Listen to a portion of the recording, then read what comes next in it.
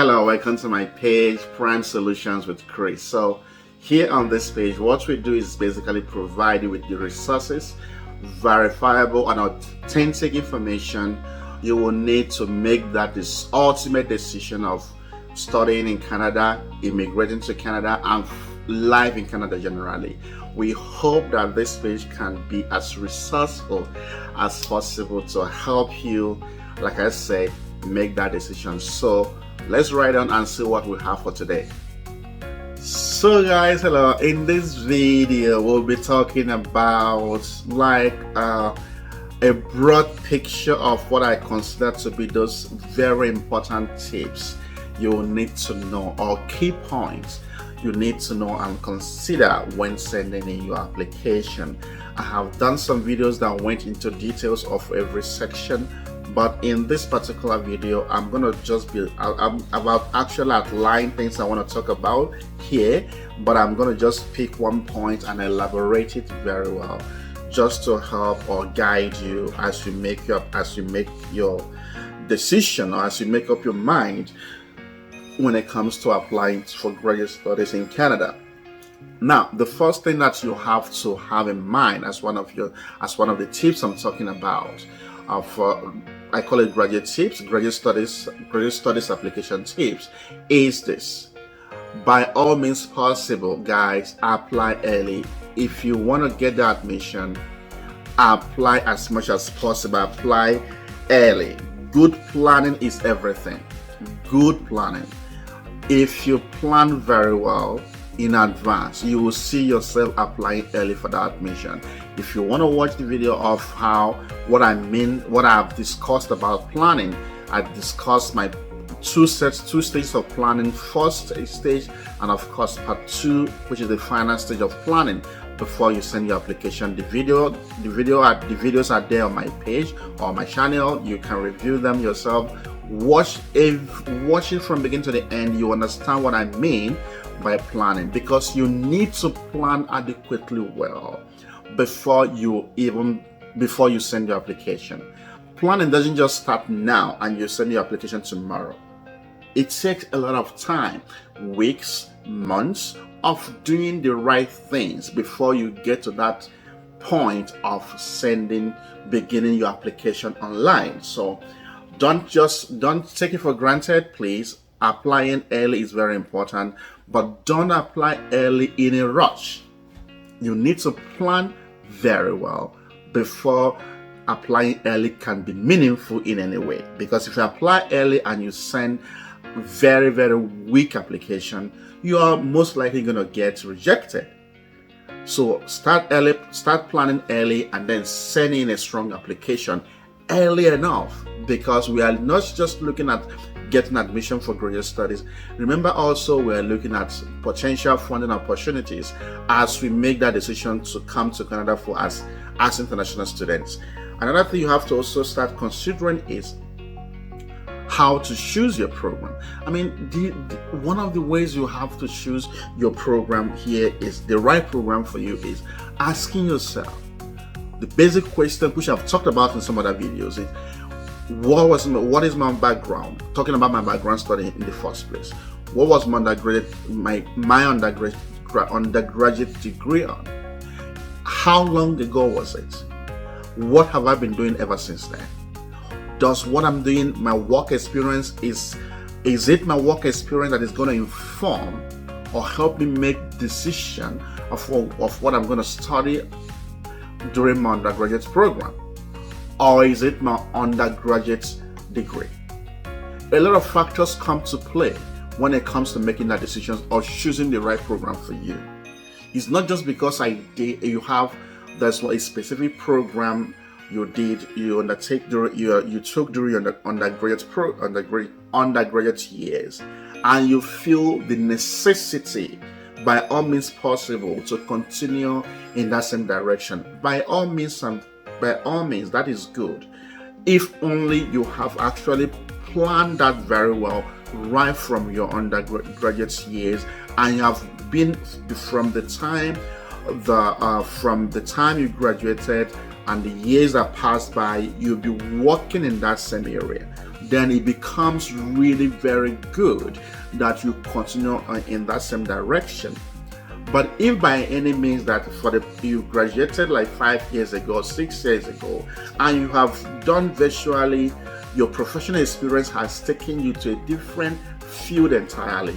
Maybe you've done some courses or some programs, or some certifications, and even through your work experience have gathered enormous experience in another field that seems to interest you more. That will definitely help you to make that right choice of program.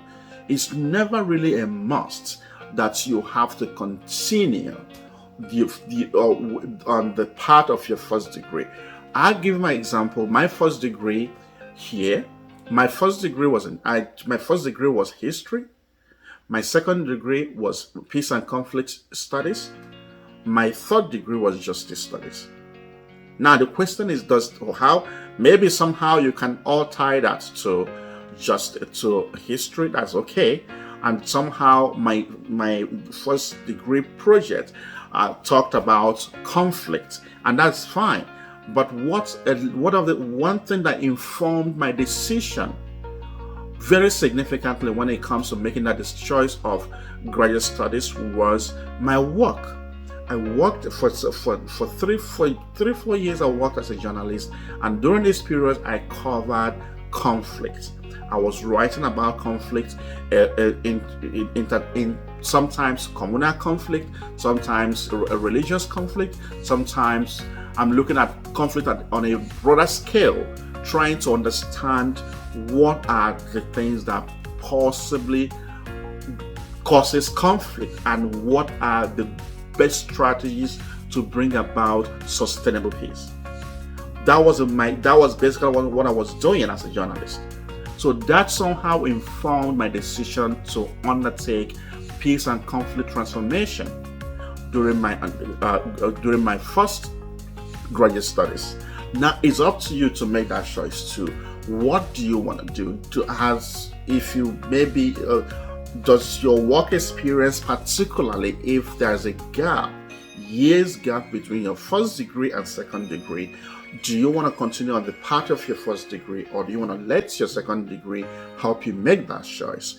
It's up to you. But in this case, either of them can play a role. But I would say this: your work experience, your 5-6 years work experience can play a very significant role. So be mindful of what can help you make that decision eventually.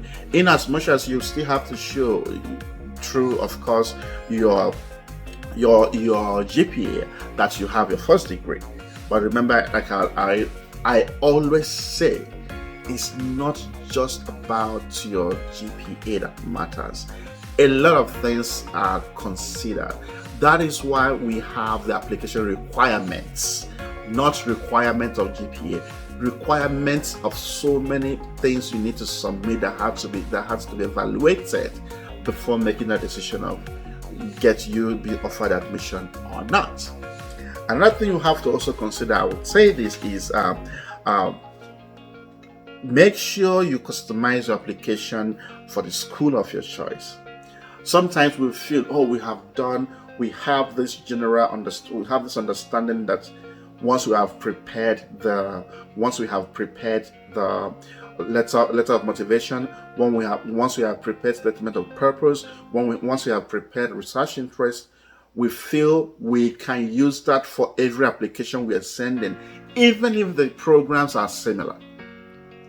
You have to tailor each application to the school you are applying to.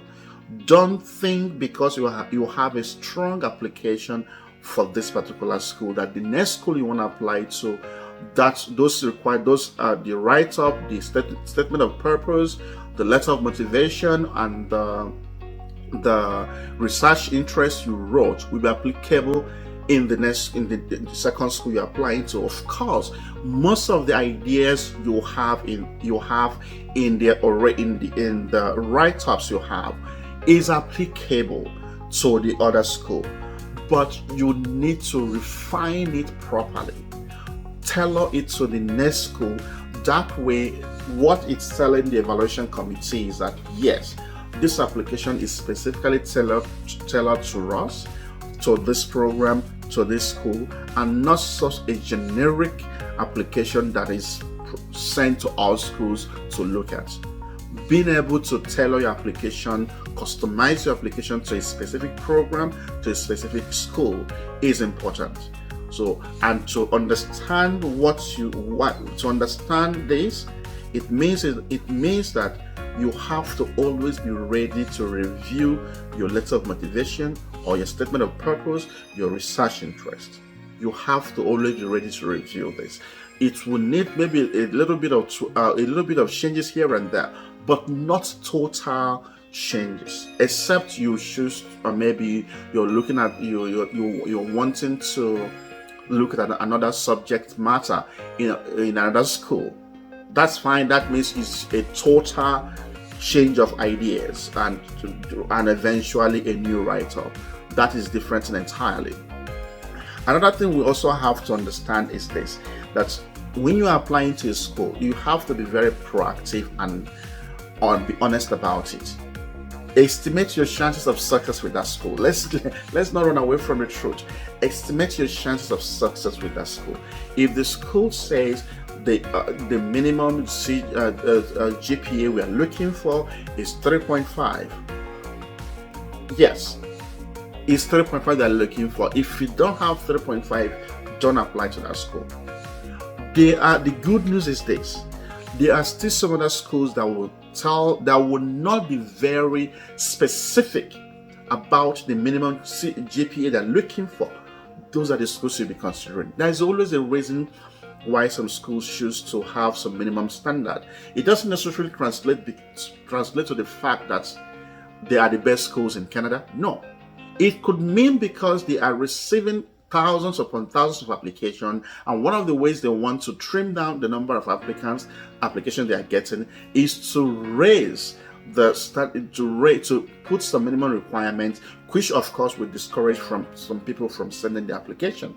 So learn to respect that GPA. Is very important. If you check through the requirement and school says this is the minimum requirement for this, please respect that minimum requirement. If some schools insist on getting English proficiency test that is different from what you have in your own country, and for example in Nigeria, if some schools in Canada chooses to insist on getting IELTS, you have to submit IELTS. Of course, they know that we have English proficiency test through WAEC and NACO that we do, but again they also know that the language of communication and of course of teaching in Nigeria is English. So they might have, even though I would totally disagree with them, they would choose to insist on getting IELTS. Of course, in some cases, in some schools, whenever they have exceptions, they will list countries with those exceptions, and once you click on your country, you will know exactly what are the exceptions. In this case, many schools will, once there's an exception for Nigeria, if we click on that, they will tell you to submit your WAEC and please send us a scratch card so we can verify the result ourselves. Good news, right? So yes, that is it. Another thing we also have to put into consideration is maybe it's high time you begin to, if there is ever a link in the university to show you how many people apply to the school in the previous year, how many we are taking, that can help you to begin to understand, I think I stand a good chance of getting this admission and maybe funding. This school seems to be very favorable to international students. So yeah, this is one of the schools I will want to send my application. So that is also very important. Another thing we also need to consider is this. I mean, why, even though we don't want to talk about it, because we have to always consider the cost of our program, the cost of education. But thankfully, remember also we have funding. I have a separate video about funding that will interest you, that you will need to really watch to see how much opportunities you have on funding when it comes to funding your graduate studies in Canada. You will need to watch that video because you will get every information with examples there on how to position yourself for success when it comes to applying for studies and of course funding. Another thing we also need to consider is, this is where it becomes very interesting. Please, if you apply for graduate studies, particularly for research-based course, master's or PhD, please try to find a supervisor in advance. Call them faculty. Find a faculty in advance. If you know the schools you want to apply to and you are sure of the programs you want to apply to, go to those programs. I've mentioned this in my other videos. Get to see how many of the faculties or professors have interest in those areas. Begin the conversation with them. Introduce yourself. Let them know your interest in the university. Let them know your interest in the program. Let them know your interest in this specific area of research, and that seems to align with their own interest. That gives them that belief that, oh, this must be this guy or this potential student is actually taking the right steps to get the admission, and of course by having a potential supervisor in place even before sending the application. So that goes a long way to help. These are really, I just want us to realize that we can be the architect of our own success once we do the right things. We don't have to leave our success in the balance when we've done the right things. We just have to do those things. If you have strong application, particularly that can stand any application elsewhere, your chances of getting that admission and funding is high. And I keep saying chances of getting application and funding is high because there are many schools here that have based the entrance level scholarship for graduate students. Most schools do have that. And of course, by the time you are in school, in the school system, you will begin to explore so many areas that will increase of some money you have in your hands to fund your education. It could be through teaching assistant positions. It could be through some other scholarships that perhaps you are not able to access before coming to Canada. So yes, that is very important. Get that faculty, and you know what this does also. By the time you seem to have secured a supervisor, if you are sending your application, either in your research, most likely in your statement of purpose, you will indicate that I have established rapport with this particular professor. So the evaluation committee will likely see your readiness for graduate studies, and most likely be more inclined to offer you the admission and of course funding where available. Another thing we also have to talk about is some schools require there are some schools that maybe in some cases you don't meet the very, very basic prerequisites, but they're still interested in giving you that admission. They will give you a conditional admission that will tell you, hey, once you're here, you will take these 2 courses in 1 semester, then you're a fully qualified student. The advantage of this one is that in some cases the funding might not be there, because once you are giving conditional admission, there's a very high chance that you don't get funding until you are seen as a fully qualified student, not a qualifying student. There's a difference. Also, again, one of the things you need to do is your letter of recommendations. Guys, I can't emphasize this I can't emphasize this enough. Start early to get to know who will write your letter of recommendations. Evaluation committees here in Canada for universities, they don't take letter of recommendation lightly. Because that is one person, a professor that is, can speak of your capacity for knowledge, capacity for research first, before the evaluation committee even begin to look at how you have presented yourself in your application. So start early to develop rapport with potential referees, those people that will send your references, those people that will send your letter of recommendation. Let them get to know you. Let them get to know your capacity. Let them get to know exactly what you're interested in doing in the school, and show them examples of what you've done in the past that has prepared you, or what you're doing at present that has prepared you for this potential graduate program. And I bet you by the time you have this kind of conversation and show them evidence of your readiness, most of the professors will provide a very strong letter of recommendations for you to the school that will, of course, go a long way to really positively influence decision on you getting that admission, and of course getting the funding you deserve for your graduate studies. So this is more like what I've done here now is to kind of outline and explain those tips you need to have in mind or consider while you are preparing to send your graduate studies application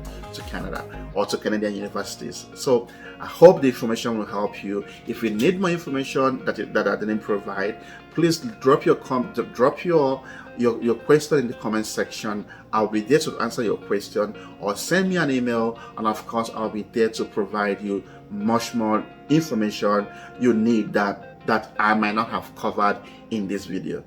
Thank you very much for listening, and I hope to see you in my next video. Bye.